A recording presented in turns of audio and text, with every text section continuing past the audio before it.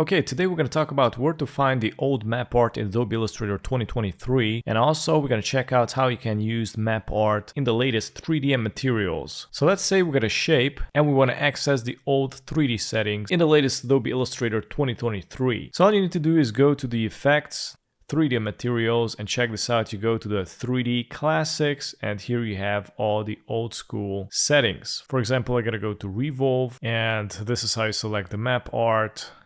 Scale to fit, and there you go. And now we're going to do the same thing with the new 3D and materials. Let's see what we got there. I'm going to create a circle, do the same process with the revolve. And here, all you need to do is go to the materials, graphics, and here you have the symbols. And I'm going to select the symbol that I created. And it is going to just drop it there. And it is not even horizontal. So all you need to do is press and hold Control. And this way you can drag this thing here.